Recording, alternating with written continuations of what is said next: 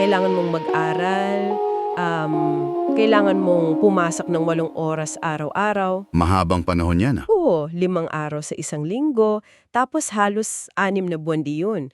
At hindi ito para maging doktor o engineer ha, kundi para matutunan kung paanong tamang itayo ang isang tao mula sa kama nang hindi siya nasasaktan. O kaya yung simpleng pagpapakain ng lolo nang hindi siya nabubulunan. Eksakto, ganyan kabigat ang 786 na oras o 786 hours na training ng isang certified caregiver.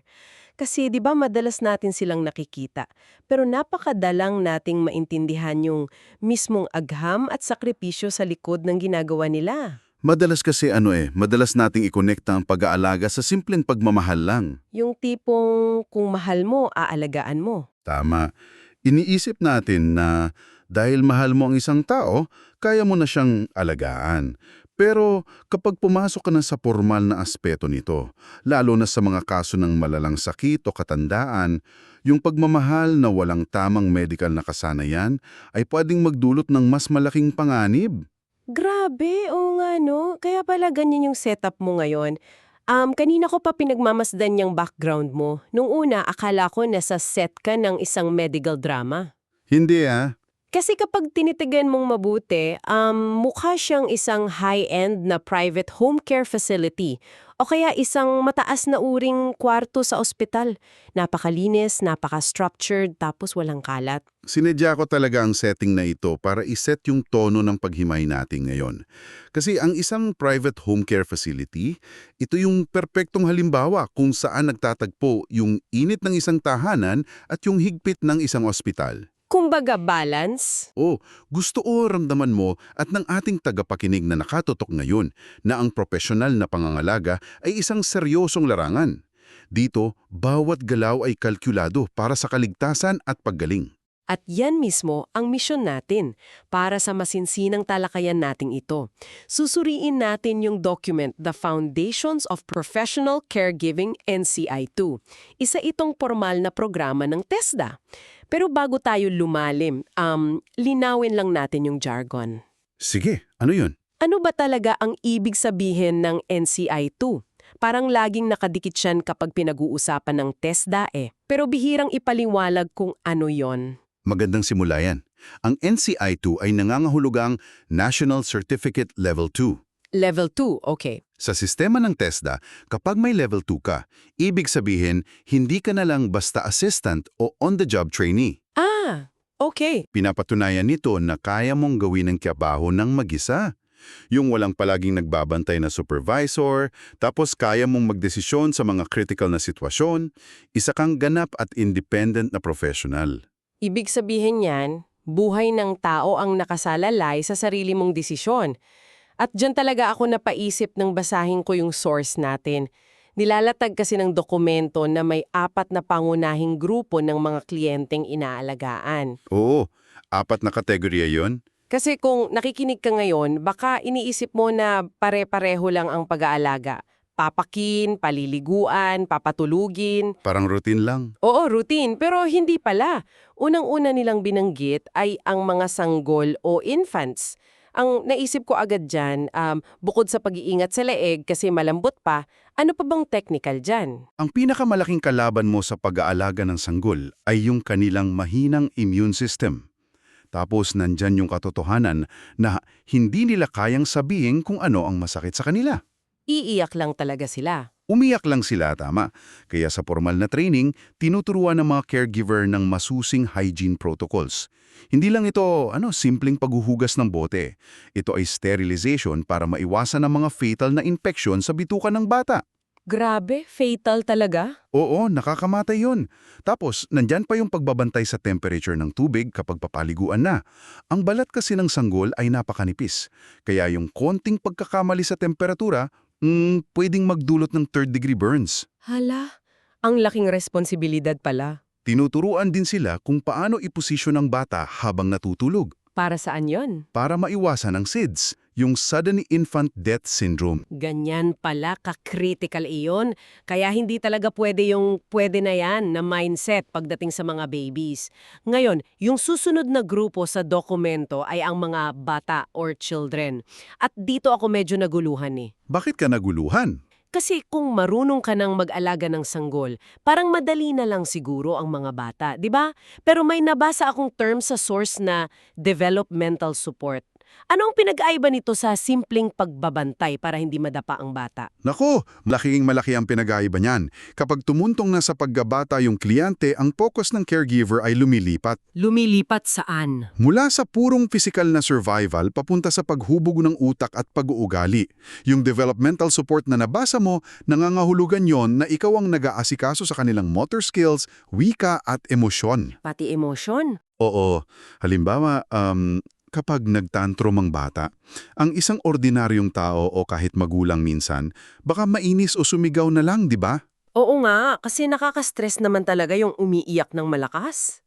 Pero ang isang profesional na caregiver, sinanay sila para intindihin yung psikolohiya sa likod ng tantrum na yon. Kailangan nilang mag-set ng boundaries sa pamamagitan ng structured play. Tapos mag-oobserba sila kung naaabot ba ng bata yung mga tamang milestones para sa edad niya. So hindi lang pala sila tagatimpla ng gatas o tagapulot ng laruan. Parang peron rin pala silang early childhood educator at child psychologist sa loob ng bahay. Parang ganun na nga. Nakakabilib yun. Pero lulukso tayo sa kabilang dulo ng spectrum ha. Kasi ang ikatlong grupo ay ang mga nakatanda o elderly persons. Kung nakikinig ka ngayon at may lolo o lola ka sa bahay na inaalagaan, sigurado akong alam mo yung bigat nito. Mabigat talaga, lalo na yung pisikal na aspeto. At literal na bigat ang tinutukoy ko dyan. Naisip ko lang, paano kinakaya ng isang caregiver na buhatin ng isang bedridden na matanda mula sa kama papunta sa wheelchair? At araw-araw yon nang hindi nababali ang sarili nilang likod. Yan ang isang bagay na hindi nakikita ng karamihan. Yung tinatawag nating body mechanics at ergonomics. Ano yon? Parang physics? Eksakto. Hindi lakas ng braso ang ginagamit dyan eh. Sa training, tinuturuan sila ng tamang physics o galaw ng katawan, kung paano i-leverage yung sariling bigat, paano gamitin ang mga hita at tuhod imbis na yung likod, at paano mag-pivot ng tama. Kasi kung hindi, yari ang likod mo. Oo, kung hindi mo alam ito sa loob lang ng isang linggo, bibigay ang sarili mong gulugod o spine.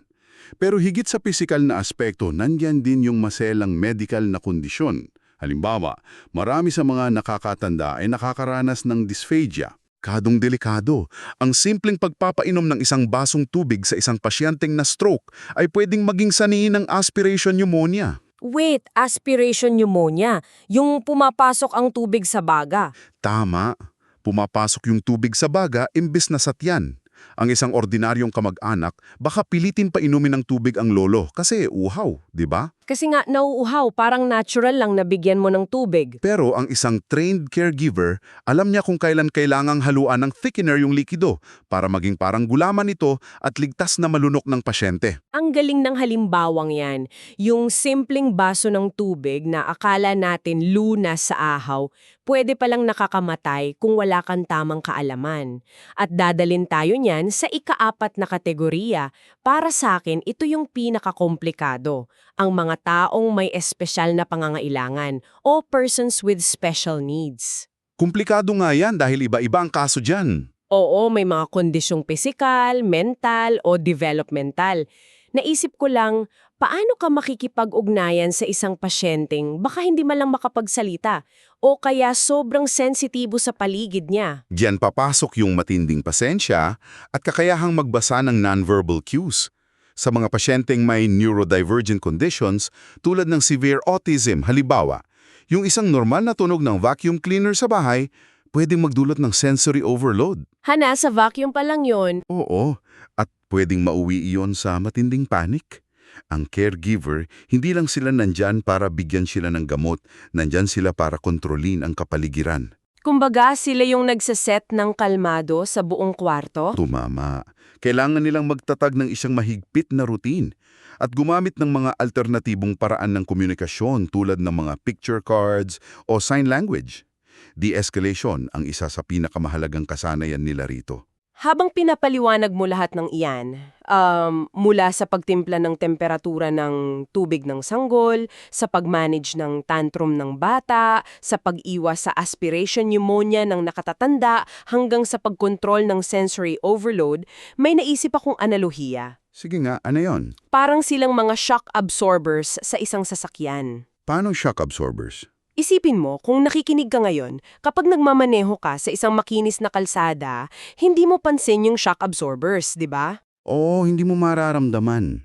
Pero kapag dumaan ka sa malalim na lubak tulad ng biglaang pagparas ng blood pressure ng lolo mo o isang matinding panic attack ng pasyenteng may special needs, ang caregiver yung sumasalo ng buong puwersa ng krisis na yon. Ang ganda ng pagkakalarawan mo dyan. Inaabsorb nila yung stress, yung physical na hirap at yung emosyonal na bigat para hindi na maramdaman ng pamilya yung impact. Sila yung nagpapanatiling kalmado sa sitwasyon. Totoo yan. Dahil hindi pwedeng magpanik ang isang caregiver. At para ma-develop mo yung ganyang klaseng tibay at kakayahan bilang isang shock absorber, hindi sapat ang lakas ng loob lang. Kailangan mo ng matinding siyensya at sistema. At dyan na natin bubuksan kung bakit, nakakabaliw yung haba ng training nila. Ito na tayo sa mga numero. At dito ko gustong mag-focus tayo kasi dito ako pinaka-nagulat. Sige, pag-usapan natin yung 786 hours. Ayon sa dokumento natin, ang kabuoang oras ng training para makukuha ang Caregiving NC2 ay 786 hours nga. Tapos inilatag ito sa 3 kategorya. Una, 18 hours para sa basic competencies. Kasama dito ang komunikasyon, teamwork at professionalism. Standard ito para sa kahit anong trabaho, di ba? Oo, basic foundation talaga yon. Kaya okay lang yon. Pero dito sa pangalawa, ako may issue. Bakit?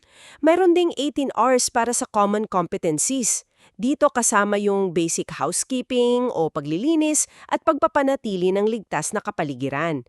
Teka lang, 18 hours lang sa paglilinis? Naliitan ka ba? Kung titingnan natin ang mga caregivers, madalas sila rin ang nag-aayos ng kwarto, nagwawalis, naglalaban ng bedsheets. Hindi pa dapat mas mahaba ang training dito? Bakit sobrang liit ng oras na nilaan nila? Kasi kailangan nating linawin ang pagkakaiba ng housekeeping sa konteksto ng isang tahanan kumpara sa infection control sa konteksto ng pangangalaga. Infection control? Yung 18 oras na iyon ay hindi ginugugol para turuan silang magwalis ng alikabok o magtiklop ng damit. Ipinagpapalagay na alam na nila yon eh. Sa bagay, basic life skill na yon. Ang tinuturo sa 18 oras na iyon ay kung paano mag-disinfect ng kwarto pagkatapos magkasuka o dumi ng pasyente, paano itapon ng tama ang mga karayom o soil diapers na puno ng bakterya para hindi kumalat sa ibang tao sa bahay. Maikling oras lang ang kailangan para ituro ang mga protocol na iyon dahil direktang proseso lang siya. Okay. Makes sense. So, hindi ito tutorial ng pagiging kasambahay, kundi protocol kung paano sterilize ang environment? Tumpak? Kaya pala, dahil dito papasok yung pinakamabigat na bahagi. Kung 36 hours lang ang pinagsamang basic and common, ang natitirang 750 hours ay nakalaan lahat para sa core competencies. 750 oras. Isipin mo yan bilang isang tagapakinig. Halos kalahating taon ng full-time study, mula Lunes hanggang Biyernes. At nakatutok ito sa mismong pag-aalaga sa sanggol, bata, matanda, may kapansanan at pag-monitor ng kalusugan. Pero pusuan natin ito ha. Sige. Bakit aabutin ng 750 hours? Ano ba talaga ang ginagawa nila sa loob ng napakahabang oras na iyon? Hindi ba parang overkill? Hindi siya overkill kung naiintindihan mo na ang tinuturo doon ay hindi lang kung paano gawin ang mga bagay. Tunuturuan silang mag-isip tulad ng isang medical professional. Paanong mag-isip? Isang malaking bahagi ng 750 oras na yan ay ang pag-monitor ng vital signs at yung pagkilala sa mga senyales ng panganib bago pa man mangyari ang emergency. Ang isang ordinaryong tao magre-react lang kapag nahimatay ng pasyente. Totoo. Saka ka lang tatawag ng ambulansya kapag nangingisay na. Pero ang isang trained caregiver, alam na niyang may mali dahil napansin niyang bumilis ang paghinga ng pasyente o kaya may bahagyang paningitim sa mga labi. Yung kinatawag na cyanosis na sinyalis na bumababa ng oxygen sa dugo. Wow!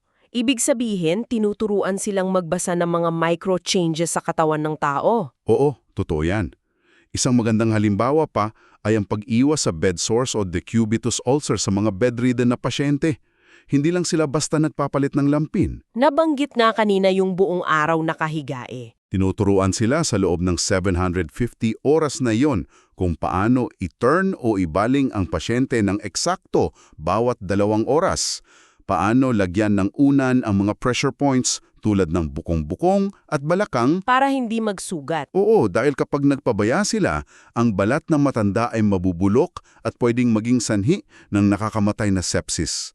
Ang kakayahang mag-anticipate ng medical problema, iyan ang kinakain ng 750 oras na yon. Sinasanay ang mata, pandinig at utak nila para maging unang linya ng depensa. Grabe, nakakakilabot isipin kung gaano kalaki yung responsibilidad na pasan nila. Buhay talagang hawak nila araw-araw. Na nagdadala sa atin sa susunod na tanong. Ano yun? Pagkatapos mong bunuin itong halos 800 hours na medical at emotional bootcamp, saan ba talaga nagtatrabaho ang mga graduate nito? Sabi sa source natin, pwedeng home-based, pwedeng sa elderly care facilities, childcare centers, sa ospital o mag-abroad. Lahat ng yan ay nangangailangan ng mataas na antas ng profesionalismo. At kung babalikan natin ang setting natin ngayon, itong private home care facility o isang ospital. Ito ang mga kapaligiran kung saan madalas natitest hindi lang ang 750 hours ng technical na kaalaman, kundi pati na rin yung 18 hours ng basic competencies na pinag-usapan natin kanina. Oo nga, no? Isipin mo kung nakikinig ka ngayon at ikaw ang pasyente. O kaya ikaw yung nagbabayad para sa home care facility na tulad ng nasa likod mo ngayon. Isang high-pressure environment yan eh. Sobrang high pressure. May mga doktor na nagmamadali, may mga pamilyang umiiyak o nagagalit dahil sa stress ng pagkakagastos, tapos may pasyenteng nasasaktan pa. Nakalagay sa dokumento natin na ang caregiver ay dapat mapagpasyensya, responsable, magalang at mapagmalasakit. Parang ang sarap pakinggan, di ba? Oo, pero ang hirap gawin. Yun nga ang hirap gawin kapag araw-araw kang puyat at sumasalo ng emosyon ng ibang tao. Bakit sobrang emphasize ng mga soft skills na ito sa kanila? Dahil ang mga soft skills na ito ay hindi lang pampaganda ng ugali. Sila ang pandikit na nagpapanatili sa buong sistema ng kalusugan para hindi bumagsak. Ang ganda ng word, pandikit. Kasi isipin mo, kung magaling ka nga sa pagkuha ng blood pressure at kabisado mo lahat ng gamot sa loob ng 750 hours mo, pero wala kang pasensya kapag dinuraan ka ng isang pasyenteng may Alzheimer's disease na hindi na nakikilala kung sino ka. Babagsak ang kalidad ng pangangalaga. Kasi magagalit ka rin. Oo, aawain mo yung pasyente. Ang compassion o habag sa trabahong ito ay isang functional na tool. Kung wala ito, magiging mechanical lang ang lahat at mawawalan ng bisa yung technical na aspeto. Nako, kapag nawawala ang respeto, nagiging makina na lang sila na nag-aayos ng sirang katawan, imbes na taong nag-aalaga ng kapwa-tao. At yan siguro ang dahilan kung bakit, tulad ng sabi sa dokumento, ang pag-aalaga ay tinuturong na parehong profesyon at bukasyon. Tama, dalawa siyang bagay na iyon. Isa siyang propesyon dahil kailangan mo ng sertifikasyon, ng agham at ng halos 800 oras na training. Pero isa siyang bukasyon dahil hindi mo ito kakaayanin ng walang malalim na dedikasyon at habag. Tumpak, para sa akin, ang pinakamahalagang punto ng Caregiving NC2 ay ang huling resulta nito. Lahat ng proseso, mula sa infection control hanggang sa pagsalo ng mga tantrum, lahat ng ito ay patungo sa iisang layunin. At ano yung layuning iyon? Ang ibalik ang kalidad ng bumarya at dignidad sa mga taong hindi na kayang alagaan ng sarili. Kapag ang isang tao ay hindi na makatayo, hindi na makakain ng mag-isa, madaling mawala ang kanilang pakiramdam na sila ay tao pa rin. Ang isang mahusay na caregiver, sa pamamagitan ng kanilang kasanayan at respeto, ay ibinabalik ang dignidad na iyon. Ibinabalik ang dignidad. Grabe, iyan ang eksaktong dahilan kung bakit hindi natin dapat minamaliit ang trabahong ito bilang isang gawaing bahay lang. Sila yung nagbibigay ng pagkakataon sa mga mahal natin sa buhay na maranasan ang natitirang bahagi ng kanilang mga araw o ang simula ng kanilang buhay ng may buong paggalang at ginhawa. Totoo yan. Kaya sana, mas ma-appreciate natin sila. Kaya balikan natin kung saan tayo nagsimula. Nakita natin yung bootcamp, ang agham ng pagpapaligo, ang sikolohiya ng bata, ang pisikal na sakripisyo ng pagbuhat sa matanda, at yung pagkontrol sa kapaligiran ng mga may special needs. Nakita natin na hindi pala sapat ang pagmamahal lang Kailangan talaga ng matinding profesional na kasanayan. Higit pa sa pagmamahal ang kailangan. Kaya bago tayo magtapos, mag-iiwan ako ng isang malalim na tanong para sa iyo. Oo, ikaw na nakikinig at sumama sa atin sa talakayang ito. Ang ating dokumento ay malinaw na nagsasabi na ang pag-aalaga ay nagbabalik ng dignidad sa pamamagitan ng dekalidad na pangangalaga. Tama. Pero isipin mo ito, kung ang pag-aalaga pala'y ay nangangailangan ng halos 800 oras na profesional na pagsasanay para maging ligtas at perpekto, ano ang sinasabi nito tungkol sa atin bilang isang lipunan? Habang mas umaasa tayo sa mga institusyon, sa mga pasilidad na tulad ng pinag-usapan natin, at sa mga lisensyadong profesional para bigyan ng dignidad at pagmamahal ang sarili nating mga magulang o mga anak. Isang magandang katanungan yan. Di ba? Hindi kaya dapat tayong lahat bilang mga ordinaryong tao ay matuto ng kahit kaunting bahagi ng bukasyon na ito at simulang isabuhay ito sa loob mismo ng sarili nating mga tahanan? Sana nga. Pag-isipan mo yan. Maraming salamat sa pagsama sa aming masinsinang talakayan tungkol sa mga kamay na